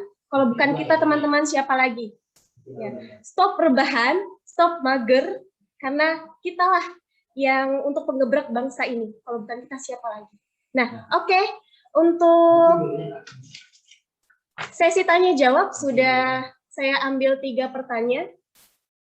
Yang pertama dari Rizka. Kak, izin bertanya, kita memiliki sebuah ide kreatif, inovatif, dan kita yakin bahwa ide kita akan berhasil. Kenapa? Apa langkah pertama untuk mewujudkan dream goals kita amat berat? Itu pertanyaan pertama. Maaf, gimana pertanyaannya? Ya, saya ulang, Kak. Dari Rizka, kita memiliki sebuah ide kreatif, inovatif, dan kita yakin bahwa ide kita akan berhasil. Nah, kenapa langkah pertama untuk mewujudkan dream goals kita amat berat? Nah, untuk pertanyaan yang kedua dari Anissa Nurhidayah, Bandung, dari hal kecil apa yang akan berdampak besar untuk kebaikan diri dan lingkungan sekitar di era 5.0 dalam hal memberi manfaat? Pasalnya ada yang melek teknologi, ada yang belum melek teknologi. Tetapi kita ingin memberi manfaat untuk diri dan lingkungan sekitar. Lanjut, pertanyaan yang ketiga. Dari Ahmad Khan.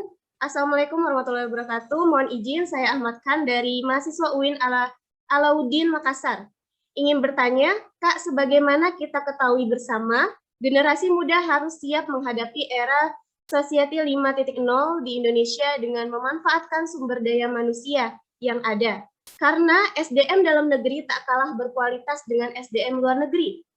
Juga diharapkan dengan adanya Society 5.0 ini dapat mengembangkan SDM di negara Indonesia. Melihat masih ada kesenggangan SDM di berbagai bidang, adapun yang menjadi pertanyaan saya, Kak, bagaimana upaya meningkatkan SDM anak muda Indonesia untuk menghadapi Society 5.0 ini, yang mana ketika kita melihat realitas penggunaan sosial media Indonesia saat ini tergolong dalam urutan 4 pengguna sosial media dan akan lebih afdol ketika itu dimanfaatkan untuk hal-hal yang bermanfaat.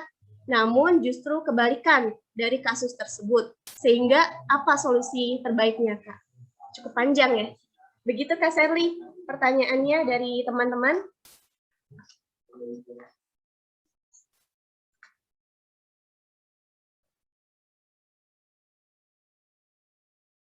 Untuk Kak Sherly bisa dijawab pertanyaan dari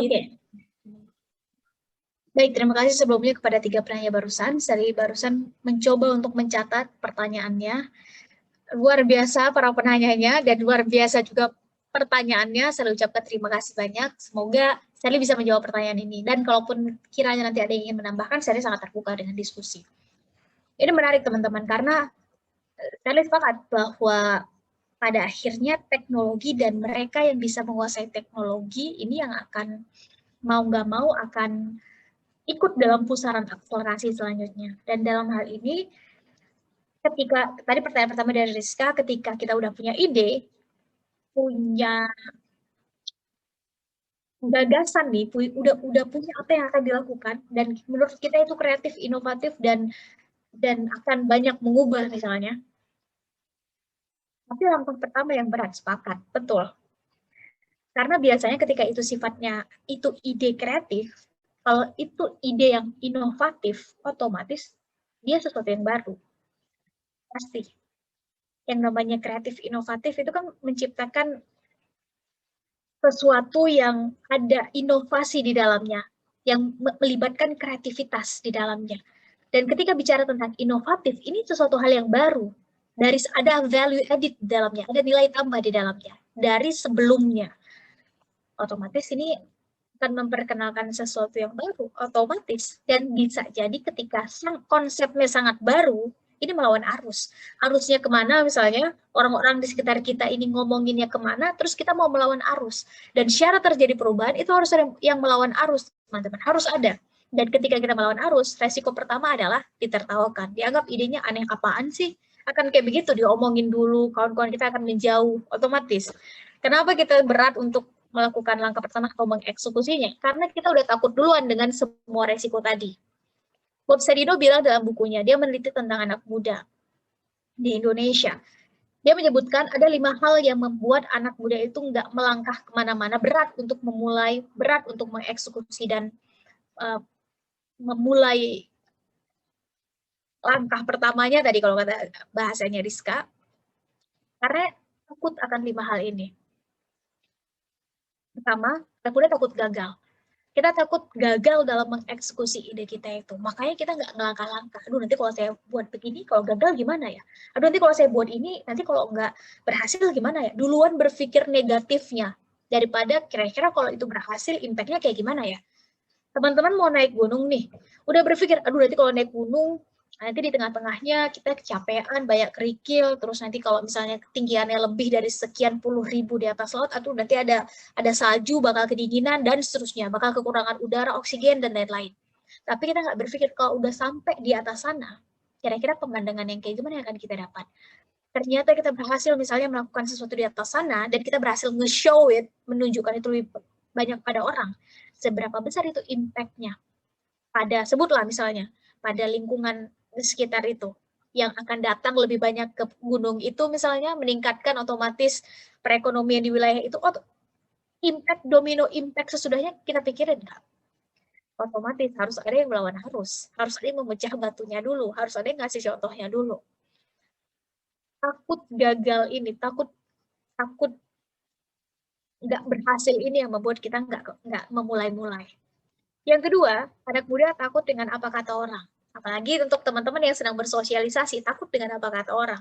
Sedikit-sedikit, aduh nanti apa kata orang ya. Teman-teman mau update status nih, aduh nanti gimana kata mereka ya. Teman-teman mau membuat satu habit tertentu dalam diri teman-teman, meninggalkan satu bad habit tertentu, aduh nanti apa kata orang-orang sekitar ya. Selalu berpikir tentang bagaimana lingkungan berpikir terhadap kita, selalu berpikir tentang apa kata orang terhadap diri kita. Yang ketiga, anak muda takut keluar dari zona nyaman. Yang keempat, anak muda takut penerimaan lingkungan. Dan yang kelima, anak muda nggak begitu suka dikritik, lebih senang diapresiasi. Padahal anak muda ilmu sedikit, wawasan sempit, pengalaman masih pas-pasan, ini wajar ketika kita dapat kritik, wajar teman-teman. Karena kita jadi dikasih tahu apa yang masih salah, dan apa yang harus diperbaiki. Manusia terlalu banyak diapresiasi nggak baik. Nggak ada kritik gitu, diapresiasi terus. Ini nggak baik teman-teman, karena kita jadi nggak tahu di mana blind spot kita, apa yang harus kita perbaiki untuk bisa improve diri menjadi yang lebih baik. Terlalu banyak dikritik, nggak ada apresiasi, ini juga nggak sehat. Kita jadi nggak tahu apa hal baik yang udah kita lakukan dan harus kita pertahankan dalam satu hal tertentu. Kritik dan apresiasi ini harus seimbang, teman-teman. Harus balance. Dilalahnya, kita anak muda nggak begitu suka dikritik. Kita lebih senang untuk diapresiasi. Lebih sering menggunakan feeling daripada logika. Makanya kita lebih senang diapresiasi. Karena ego kita masih besar. Dari 5 hal tadi, kira-kira cocok nggak? Nyaris cocok ya. Walaupun nggak cocok semua, nggak apa-apa. Minimal setengahnya aja. Setidaknya dengan satu cocok. Kalau memang nomor satunya adalah kegagalan, ini yang nggak ngebuat kita kemana-mana, karena kita selalu takut untuk, aduh nanti kalau gagal gimana? Makanya diubah mindset-nya teman-teman. Kalau ada partikel terkecil perubahan dalam diri kita, itu di mindsetnya. Yang membedakan kualitas kita, 318 pasang mata yang hadir di ruangan Zoom ini bukan hardware-nya. Kalau hardware, kita udah dapat jaminan dari Yang Maha Kuasa. Kita manusia dapat hardware terbaik. Laqad khalaqnal insana fi ahsani taqwim. Kita semua diciptakan dengan hardware terbaik yang nggak dimiliki oleh hewan, nggak dimiliki oleh tumbuhan. Dengan hardware terbaik, kan sayang-sayang kalau software yang kita install adalah software yang pas-pasan, mediocre. Dengan hardware terbaik, install software terbaik, maka jelas output hasil karya kita juga akan yang terbaik. Software terbaik ini udah dicontohin sebetulnya dari generasi-generasi sebelumnya. Bahkan dari zaman Renaissance sekalipun di Eropa menyebutkan bahwa kalau ada invention besar yang terjadi, bahkan Renaissance itu sendiri di Eropa itu terinspirasi dari peradaban Islam. Kalau kita boleh ngelihat beberapa para filsuf dari Eropa menyebutkan, maka sebetulnya ayo kita lihat apa yang udah terjadi 1400 tahun yang lalu, ambil polanya, sesuaikan dengan zaman kita sekarang, zaman kekinian dan kedisinian.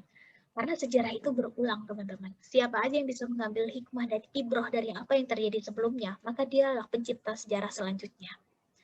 Dan dalam hal ini, kembali ke pertanyaan Rizka, langkah pertama berarti karena apa? Karena 5 hal tadi masih ada di diri kita. Selesaikan itu, dan cara paling pertama yang harus selesai adalah mindset-nya. Pak, mindset kita kok ya takut gagal terus, ubah mindset-nya, habiskan jatah gagal kita. Justru sekarang saat muda. Kalau ada orang yang menghabiskan jatah gagalnya saat umurnya bertambah terus, ini dipertanyakan, masa mudanya kemana? Dihabisin untuk apa? Otomatis. Habisin masa muda, jatah gagal kita, ayo, mayoritasnya kita habisin sekarang, teman-teman. Justru saat kita muda. Toh orang sukses nggak dinilai dari berapa banyak jumlah gagalnya. 100 kali kita gagal, 101 kali kita bangkit. 1000 kali kita gagal, nggak ada masalah. 1001 kali kita bangkit. Seorang sukses itu justru dilihat dari pilihan sikapnya saat dia gagal. Memutuskan untuk menyerah atau bangkit. Kalau dia menyerah, dia selesai. Kalau dia bangkit, masih ada peluang untuk keluar sebagai pemenang. Saat kita gagal, tidak ada masalah. Akui itu. Ayo refleksi. Evaluasi apa yang bisa kita ambil pelajarannya, tapi pastikan itu masih koma, belum titik. Setelah koma, otomatis ada kalimat lanjutan. Bolehlah kita berasal dari keluarga yang secara ekonomi sederhana. Koma, jangan titik. Tapi, baru isi. Target teman-teman apa? Tapi saya akan buktikan bahwa 5 tahun ke depan, saya saat itu sedang berada di Eropa, melanjutkan kuliah, beasiswa, tanpa merepotkan orang tua. That's it. Jelas targetnya apa. Silahkan pecah. Itu untuk mencapai titik itu, kira-kira kelebihan dan kekurangan teman-teman apa, syarat, prasyarat, requirement yang harus teman-teman isi apa. Saya 10 tahun ke depan adalah seorang entrepreneur. Silakan. Entrepreneur dalam bidang apa, bagaimana mengukurnya. Entrepreneur dalam bidang makanan misalnya. Dengan omset per tahun, silakan diisi. Pakai SMART Goal Setting. SMART. Smart Goal Setting yang kita udah sama-sama tahu. Itu specific, measurable, A-nya achievable, R-nya realistic, T-nya timely. Saya saat ini memang berada pada kondisi yang secara keuangan juga masih minta sama orang tua. Tapi 10 tahun ke depan saya akan ngasih dan memberangkatkan orang tua saya ke Tanah Suci. Go get it. Caranya apa? Caranya saya akan jadi entrepreneur. Mulai susun itu dari sekarang. Dengan demikian, ketika kita berada pada posisi yang gagal, di bawah, malas, layer bahan, pastikan itu masih koma, teman-teman. Nggak ada masalah, kita manusia pasti pernah gagal, habiskan jatah gagal kita, kita pasti, ya namanya manusia, semangat naik turun gitu. Ada masa-masa kita rebahan, layer, wajar teman-teman. Kalau manusia positif terus, ibadah terus, ini namanya jangan-jangan malaikat. Nggak ada salahnya, baik terus, ini jangan-jangan malaikat nih. Manusia pasti pernah berada di bawah, tapi pastikan saat kita gagal, saat berada pada posisi di bawah, menghadapi rintangan apapun itu masih koma, belum titik. Betul bahwa sekarang posisi saya seperti ini, tapi baru dilanjutin. Betul bahwa sekarang sepertinya lingkungan tidak setuju dengan apa yang saya sampaikan, tapi saya akan buktikan 5 tahun ke depan ini menjadi tren baru di kalangan anak muda. Silakan, go get it. Ini tentang mindset-nya. Kita mau menginstal software yang kayak gimana untuk melihat masa depan kita. Dan software-nya, ini kan cuma 4. Tadi kita udah dibahas di awal. Manusia yang pesimis, realistis, optimis, atau progresif.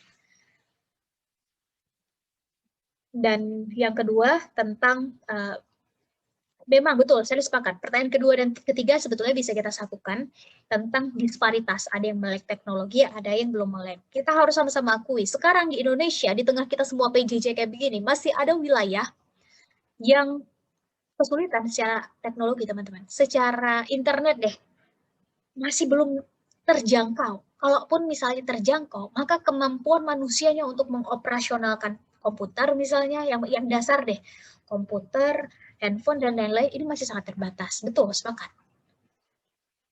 Untuk itu ini menjadi tanggung jawab dan tugas kita bersama, jelas. Dan ini menjadi tantangan otomatis, tapi ini menjadi tantangan yang harus menjadi tanggung jawab kita semua, tapi ketika kondisinya memang sudah membawa kita sampai di titik ini, maka meningkatkan SDM kita yang sudah terkoneksi dengan Internet of Things, menurut saya pribadi, ini mulai dari yang menurut saya paling penting, dan ini saya selalu sampaikan ketika mendapat pertanyaan begini, apalagi dari anak muda, ini adalah critical thinking kita, teman-teman. Karena informasi yang beredar ini nggak perlu kita ragukan lagi. Teman-teman mau cari informasi apa, silakan klik satu kali di satu mesin pencarian, saya izin nggak sebut, teman-teman akan langsung dapat. Tertutup misalnya dari satu server, teman-teman dengan 1001 cara akan menemukan server lain yang bisa memberikan informasi itu. Ditutup satu, teman-teman bisa menemukan yang lain. Apalagi kalau anak muda, saat curiosity-nya tinggi. Critical thinking ini menjadi salah satu yang kita semua harus miliki. Karena kalau memang ujung dari literasi itu adalah menyelesaikan masalah, maka masalah nggak mungkin selesai kalau kita tidak menemukan akar masalahnya. Dan menemukan akar masalah, ini harus pakai critical thinking. Kritis dengan ini sebenarnya penting nggak ya untuk kita lihat, ini sebenarnya benar apa enggak ya, ini logis apa enggak ya. Termasuk kita yang saat ini bisa terkoneksi dengan apapun, the last weapon that we have in this digital era adalah filter pada mindset kita sendiri. Boleh yang masuk itu 1000 informasi, lebih banyak lagi 10.000, 1 juta informasi, nggak ada masalah. Tapi kita yang mau filter, ini benar, ini salah. Ini masuk akal, ini enggak. Ini kayaknya layak untuk saya ambil sebagai asupan positif ya, ini kayaknya nggak penting-penting banget. Masukkan ke sebelah kiri, tutup nggak usah dilihat lagi. Kita fokusnya pada hal-hal yang baik. Dengan kita punya filter kayak begini di mindset anak muda, nggak perlu takut. Mau sebanyak apapun informasi beredar, seborderless apapun kondisinya sekarang, kita nggak perlu takut. Dilalahnya, Indonesia ditempatkan di urutan keempat, bahkan ini udah naik jadi ketiga menurut The New Web dalam sosial media. Ini nggak dibekali dengan critical thinking. Jadi gampang banget kayak ikan piranha dikasih daging. Dikasih satu hal tertentu, isu misalnya, dibuat, ya kita akan ikut. Viral satu, ikut. Besok trending satu lagi, ikut. Dan ketika kita tahu bahwa ini nggak baik sih sebetulnya, jadi daripada saya ikut-ikutan, mending saya fokus aja pada apa yang menjadi target. Silakan teman-teman cek, kira-kira nih di sekolah kita atau selama ini kita seberapa sering dan seberapa aware untuk melatih critical thinking kita. Dan dasar dari critical thinking itu adalah berpikir skeptis, teman-teman. Melakukan segala sesuatu itu skeptis dulu. Ini sumbernya dari mana? Ini baik apa enggak? Kalau baik, apa impact-nya untuk diri kita dan orang-orang sekitar kita? Oh, ini benar. Mana datanya? Ini kenapa disebut benar? Kalau dalam konteks dalam format yang sama dalam konteks lain, kira-kira cocok nggak? Ketika ini udah terinstall di kita nggak perlu khawatir nanti di industri 6.0, 7.0, nggak perlu khawatir secepat apapun informasi, sebagaimanapun kita terhubung dengan internet, kita nggak perlu khawatir lagi. Dilalahnya, literasi Indonesia kita sama-sama tahu, ini di urutan 60. Dan kalau literasi Indonesia di urutan 60, maka otomatis kemampuan problem solving dan critical thinking-nya juga rendah. Karena ini satu paket, nggak bisa dilepas. I'mHigherEducation.com menyebutkan kebutuhan critical thinking dan problem solving seorang graduates itu ada di tingkat mana, tapi ternyata yang kita miliki itu nyaris hanya setengahnya. Ini data dari tahun lalu, saya izin share sebentar aja untuk memberi gambaran bahwa kita punya PR besar, teman-teman. Yang kedua adalah dalam bidang soft skill. Ini adalah setidaknya kurang lebih 10-11 soft skill yang menurut timeshighereducation.com ini dibutuhkan oleh kita semua anak muda di digital age. Dan ternyata skill kita dalam hal ini sangat rendah. Nah, hasil kita yang dikendalikan, bukan kita yang mengendalikan, komunikasi misalnya. Teorinya banyak, tapi untuk mengukur efektivitas komunikasi seseorang, suruh dia ngomong dalam waktu singkat. Bisa nggak? Problem solving dan critical thinking ini kan ujungnya literasi. Kebutuhannya di atas 80%, tapi yang bisa, ini nyaris. Bahkan setengahnya. Setengah dari yang dibutuhkan tadi. Adaptability-nya juga, leadership, dan semua skill ini action oriented, teman-teman. Bukan theory minded. Mengukur leadership seseorang, nggak bisa pada akhirnya dari sekedar posisi. Teorinya banyak, self leadership, collaborative leadership. Leader is not a position, leader is an action. Ngelihat kemampuan memimpin seseorang, lihat dari aksi-aksi atau pilihan sikapnya. Mengukur kemampuan apa misalnya, adaptability seseorang. Ya, letakkan dia pada lingkungan di luar zona nyamannya. Seberapa cepat mereka, orang ini, kita semua beradaptasi dengan lingkungan baru kita. Dengan kata lain, ayo sama-sama kita terus belajar memperluas soft skill kita sesuai dengan target dan tujuan kita. Goal kita apa. Dan kita nggak bisa mengeneralisir 305 pasang mata di sini, targetnya semuanya menjadi penulis, nggak bisa. Targetnya semua jadi akademisi, nggak bisa. Targetnya semua menjadi entrepreneur, nggak bisa. Segera tentukan target teman-teman apa, dan segera install soft skill yang dibutuhkan. Pastikan mindset yang kita pakai adalah mindset pemenang. Kurang lebih kebiasaan-kebiasaan yang dibutuhkan, tadi adalah 7 kebiasaan tadi, dan pada akhirnya semua itu adalah practice makes us perfect. Semakin sering kita latihan, semakin kita lebih baik dan terus menyempurnakan diri pada bidang itu. Saya pikir demikian kurang lebihnya untuk menanggapi 3 pertanyaan tadi. Kiranya ada kesalahan, saya mohon maaf. Kalau ada hal yang baik, mangga silakan diambil. Kalau ada yang nggak baik, nggak apa-apa, ditinggalkan aja bersama Shirley. Shirley serahkan dulu sebelumnya kepada moderator untuk selanjutnya bagaimana. Silakan, moderator. Baik, terima kasih sekali lagi saya ucapkan kepada Kak Shirley Anavita Rahmi yang telah, Masya Allah tadi berkali-kali ya, menguatkan kita, membangun mindset kita supaya menjadi pemuda yang lebih, ayo, mau bergerak, yang membuka mindset dan wawasannya, yang mau berubah dan keluar dari zona nyaman. Nah, untuk selanjutnya, di sini saya akan memberikan pertanyaan kepada peserta, dan dibuka dan bisa dijawab di room chat ya. Ada 4 pertanyaan yang akan nanti mendapatkan door prize. Dan saya akan mengambil pertanyaan yang cepat, yang paling pertama, jawaban yang paling pertama. Yang pertama adalah, siapa nama panjang dari Kak Shirley? Boleh diketik di room chat? Gampang sekali ya teman-teman ya. Wih, Masya Allah, langsung banyak. Oke, stop. Sudah? Ya.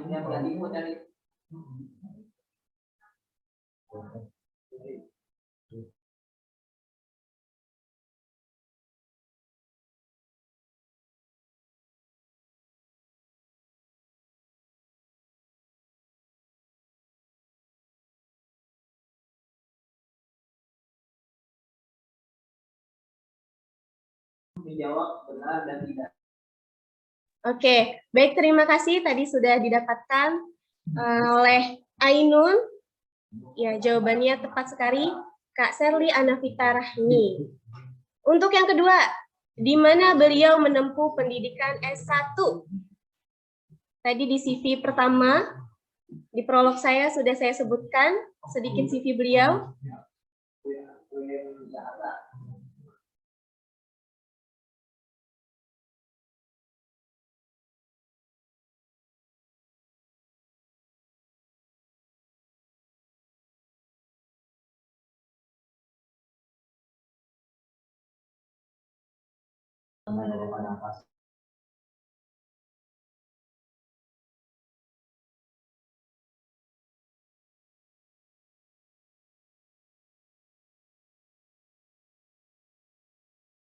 Ya, sudah didapat oleh Rizka Yulianti di Universitas Pramadina Jakarta. Untuk pertanyaan yang ketiga, selain Kak Serly jadi influencer, ada yang tahu kesibukannya Kak Serly apalagi ya? Ayo silakan. Siapa cepat?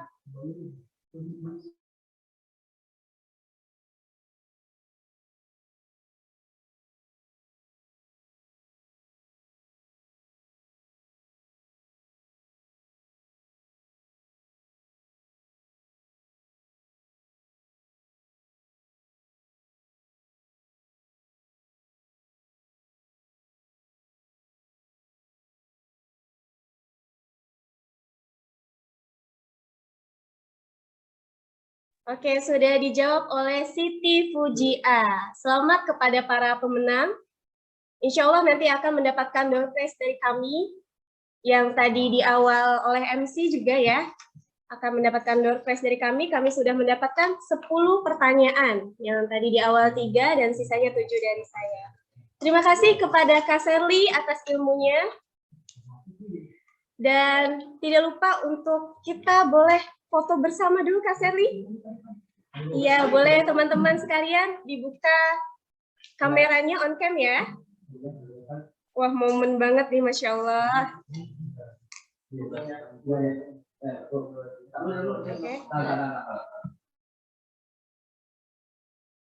Oke, siap-siap ya. 1, 2, 3. Oke, sekali lagi. 1, 2, 3.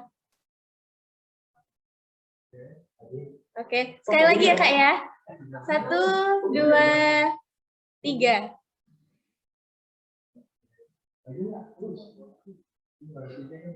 Baik. Terima kasih Kak Serly atas waktunya. Oh, maaf Kak Serly. Kami ucapkan teman-teman semua. Mohon maaf Kak Serly. Masih ada 12 slide lagi yang belum ikutan.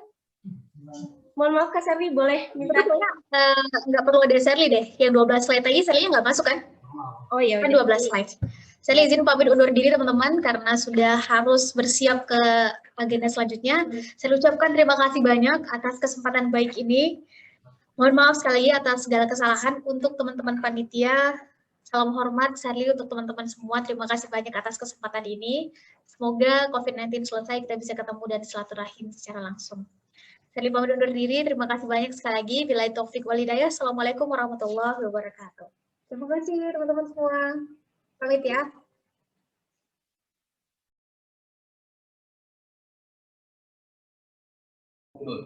Terima kasih Kak Serly.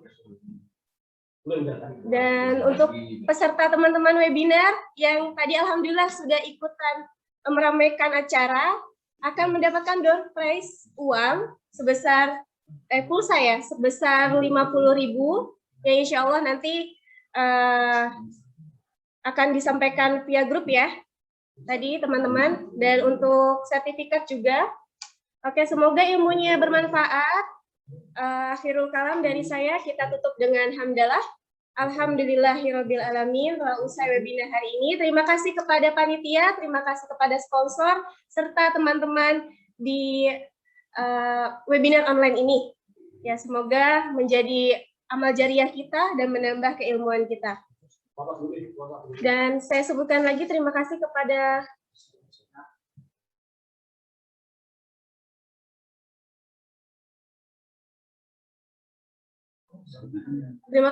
sponsor Klinik Dokter Hitan Dr. Sarwoko, BSI, dan Butik Umi Yumna, Erlangga, dan Pundi Amal, Permata,